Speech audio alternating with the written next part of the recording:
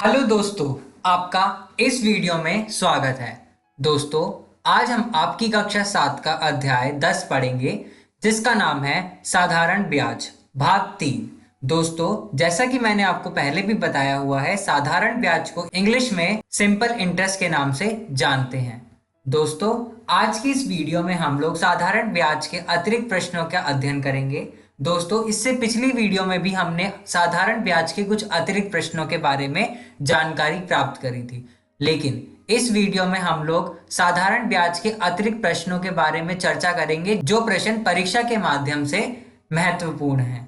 Okay दोस्तों, आइए दोस्तों शुरुआत करते हैं। दोस्तों, जैसा कि हम लोग पिछली वीडियो में जान चुके हैं कि मिश्र धन निकालने का सूत्र होता है मूलधन राशि प्लस ब्याज। ओके दोस्तों, और साथ ही साथ हमने ब्याज निकालने का सूत्र भी देखा था, जो बराबर होता है मिश्र धन राशि माइनस मूलधन राशि। और इसके साथ साथ हमने ये भी जाना था कि मूलधन राशि बराबर होती है मिश्र धन राशि माइनस ब्याज। ओके दोस्तों, इन तीनों सूत्रों के अनुसार हम लोग प्रश्नों को हल करना सीखेंगे, तो ये सूत्र हमारे लिए बहुत ज्यादा महत्वपूर्ण है। तो आइए दोस्तों शुरुआत करते हैं उदाहरण से। दोस्तों, ये कह रहा है कि नमिता की बैंक पासबुक में 1400 रुपये जमा है। ब्याज की दर 4% वार्षिक है। कितने वर्षों के बाद ब्याज की राशि 140 रुपये हो जाएगी? आइए दोस्तों देखते हैं। दोस्तों, इन प्रश्नों में सबसे पहले हम लोग उन चीजों को लिखते हैं जो चीज हमें प्रश्न में दी हुई है। तो सबसे पहले हमने उन चीजों को लिख लिया। दोस्तों, हमें प्रश्न को पढ़ के पता चल रहा है कि हमारे पास मूलधन राशि कितनी है, 1400 रुपये। इसने ब्याज की दर भी दी हुई है 4%, और साथ ही साथ हमें साधारण ब्याज भी दिया हुआ है, वो कितना है, 140 रुपये। तो दोस्तों, हमें क्या ज्ञात करना है? ये कह रहा है कितने वर्षों के बाद ब्याज की राशि 140 रुपये हो जाएगी। तो हमें क्या ज्ञात करना है? समय। दोस्तों, समय निकालने का सूत्र होता है सिंपल इंटरेस्ट यानी साधारण ब्याज गुना 100 भाग पी यानी हमारी मूलधन राशि गुना आर यानी हमारा दर। दोस्तों, हमने इसके अनुसार जब हमने संख्याओं को रखा तो हमने लिखा 140, जो हमारा साधारण ब्याज था, उसको गुना करी हमने 100 से, फिर भाग करी हमने पी यानी हमारी मूलधन राशि वो कितनी है, 1400 रुपये, फिर हमने गुना किया दर से जो है 4%। जब हमने इसको हल किया तो हमें क्या ज्ञात हुआ, 5/2। 5 को 2 से भाग किया तो हमें ज्ञात हुआ 2.5 यानी 2.5 वर्ष। तो इसका मतलब ये है कि 2.5 वर्ष के बाद ब्याज की राशि 140 रुपये हो जाएगी। ओके दोस्तों, आइए अगला उदाहरण देखते हैं। अगला उदाहरण कह रहा है कि किसी धन का 5% वार्षिक दर से 3 वर्ष का ब्याज 750 रुपये होता है, तो वह धन ज्ञात करना है। तो हमें इसमें मूलधन राशि दोस्तों ज्ञात करनी है। इसमें दिया हुआ है दर 5%, समय दिया हुआ है 3 वर्ष, और साधारण ब्याज दिया हुआ है 750। प्रश्न को देखते पता चल रहा है कि हमें मूलधन राशि ज्ञात करनी है। मूलधन राशि का सूत्र होता है सिंपल इंटरेस्ट यानी हमारा साधारण ब्याज गुना 100 भाग दर गुना समय। जब हमने इस सूत्र के अनुसार संख्याओं को रखा तो हमें ज्ञात हुआ मूलधन बराबर 750 गुना 100 भाग 5 गुना 3, जो कि बराबर आया हमारे 5000 रुपये के। तो इसका मतलब ये है कि मूलधन राशि कितनी है हमारी, 5000 रुपये। ओके दोस्तों, आइए अगला प्रश्न देखते हैं क्या कह रहा है। अगला प्रश्न कह रहा है कि 600 रुपये 5% का वार्षिक ब्याज की दर से 4 वर्ष का साधारण ब्याज क्या होगा? तो हमारे पास क्या क्या दिया हुआ है, मूलधन राशि 600 रुपये, दर 5%, समय 4 वर्ष, और हमें साधारण ब्याज ज्ञात करना है। दोस्तों, साधारण ब्याज का सूत्र होता है P गुना R गुना T भाग 100, जैसा कि हमने पिछली वीडियो में पढ़ा था। यहाँ पर P हमारा मूलधन, R हमारी दर और T हमारा समय होता है, और भाग करना है हमें 100 से साधारण ब्याज को निकालते समय। जब हमने इस सूत्र के अंदर संख्याओं को रखा तो हमें ज्ञात हुआ 600 गुना 5 गुना 4 भाग 100, जो कि बराबर हुआ, जब हमने इसको हल किया तो तो बराबर हुआ 120 रुपए के। तो इसका मतलब ये है कि साधारण ब्याज कितना आया, 120 रुपए। ओके दोस्तों, आइए अगला प्रश्न देखते हैं। ये कह रहा है कि कितने प्रतिशत वार्षिक ब्याज की दर से 400 रुपए का 5 वर्ष का साधारण ब्याज 140 रुपए होगा। तो दोस्तों हमें क्या क्या दिया हुआ है इस प्रश्न में, दर हमें ज्ञात करनी है, समय 5 वर्ष का दिया हुआ है, साधारण ब्याज 140 रुपए दिया हुआ है और मूलधन राशि दी हुई है 400 रुपए। तो दोस्तों हमने सूत्र का प्रयोग किया, P गुना R गुना T भाग 100। इस सूत्र के अंदर जब हमने संख्याओं को रखा तो हमने लिखा साधारण ब्याज की जगह 140 रुपए बराबर P की जगह हमने लिखा 400 रुपए गुना R जो कि हमारे पास नहीं है गुना 5 भाग 100।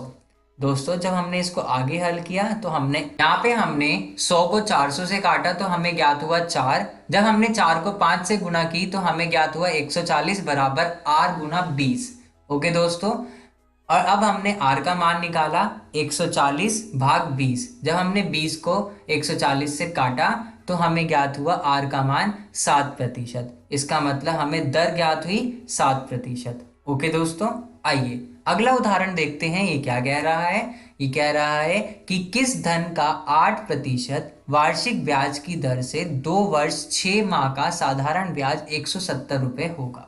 तो इसका मतलब हमें यहाँ पे मूलधन राशि को ज्ञात करना है। दोस्तों हमें दर दी हुई है 8%, समय दिया हुआ है 2 वर्ष 6 माह, इसका मतलब 2.5 वर्ष हमें समय दिया हुआ है। साधारण ब्याज हमें 170 रुपये दिया हुआ है और हमें मूलधन राशि को ज्ञात करना है।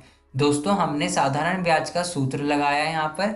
इस सूत्र के अंदर जब हमने संख्याओं को डाला तो साधारण ब्याज की जगह लिखा हमने 170 रुपये बराबर P हमारे पास यानी मूलधन राशि हमारे पास नहीं है तो हमने P का P छोड़ दिया, फिर गुना किया R से जो दिया हुआ है 8%, फिर गुना किया T से, T यानी हमारा समय, समय जो दिया हुआ है वो हमें दिया हुआ है 2.5 वर्ष का, तो 2.5 भाग 100। जब हमने इसको हल किया तो हमें P का मान ज्ञात हुआ यानी मूलधन राशि हमारी आई 850 रुपए। ओके दोस्तों, आइए अगला प्रश्न देखते हैं क्या कह रहा है। अगले प्रश्न में कह रहा है कि कितने समय में 1600 रुपए का 12.5% वार्षिक दर से साधारण ब्याज 500 रुपए हो जाएगा। तो दोस्तों हम सबसे पहले लिखते हैं कि हमें प्रश्न में दिया क्या हुआ है। हमें मूलधन राशि 1600 रुपए दी हुई है, साधारण ब्याज यानी सिंपल इंटरेस्ट हमें 500 रुपये दिया हुआ है और हमें दर भी दी हुई है 12.5। तो दोस्तों हमने इस सूत्र का दोबारा से प्रयोग किया। इस सूत्र के अंदर जब हमने संख्याओं को रखा तो हमें ज्ञात हुआ 500 बराबर 1600 गुना 12.5 गुना T जो हमें नहीं दिया हुआ यानी समय भाग 100। जब हमने इसको हल किया तो इन दो जीरो से हमने इन दो जीरो को काटा तो हमें ज्ञात हुआ 500 रुपये बराबर T गुना 200। 200 कैसे आया, जब हमने 16 को 12.5 से गुना किया तो हमें 200 ज्ञात हुआ और भाग 1, 500 को 1 से गुना किया तो 500 बराबर T गुना 200।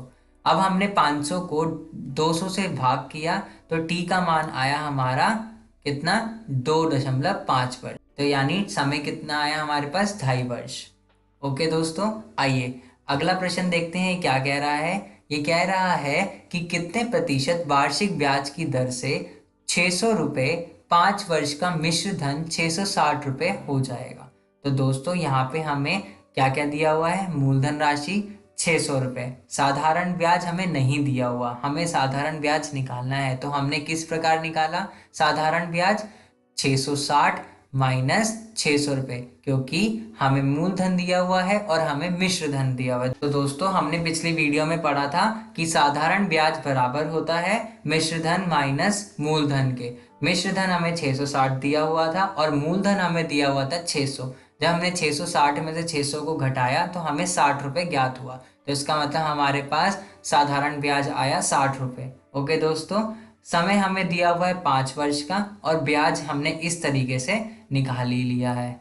तो दोस्तों साधारण ब्याज का सूत्र ये होता है, तो हमने इसके अंदर जब संख्याओं को रखा तो 60 बराबर 600 गुना R गुना 5 भाग 100।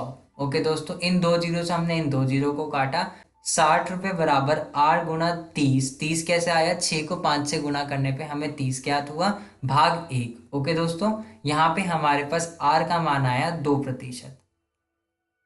तो हमारे पास जो दर निकली वो कितनी निकली, 2%। ओके दोस्तों, आइए अगला उदाहरण देखते हैं। क्या कह रहा है कि कोई राशि किस दर पर 4 वर्ष में दोगुनी हो जाती है। तो कोई राशि हमें निकालनी है, कोई मतलब कुछ भी हो सकती है। ये कह रहा है, इसका मतलब ये है किसी भी राशि को रखने पर वो किस दर पर 4 वर्ष में दोगुनी हो जाती है। अगर दोस्तों हम मान लें कि हमारे पास मूलधन राशि x है और x भी हम मान लें कि वो 100 रुपये है, तो हमारे पास मूलधन राशि होगी 100 रुपये, साधारण ब्याज होगा हमारे पास 100 रुपये, क्योंकि वो कह रहा है कि दुगनी हो जाती है। तो दोस्तों हमारे पास साधारण ब्याज हुआ 100 रुपये, समय हमारे पास है 4 वर्ष। तो दोस्तों हम देखते हैं किस प्रकार हम इसको हल करेंगे। दोबारा से हमने इस सूत्र का प्रयोग किया। जब हमने इस सूत्र के अंदर संख्याओं को रखा, यानी साधारण ब्याज 100 रुपये वो, और फिर हमने रखा 100 जो हमें मूलधन राशि मानी थी, गुना आर गुना 4,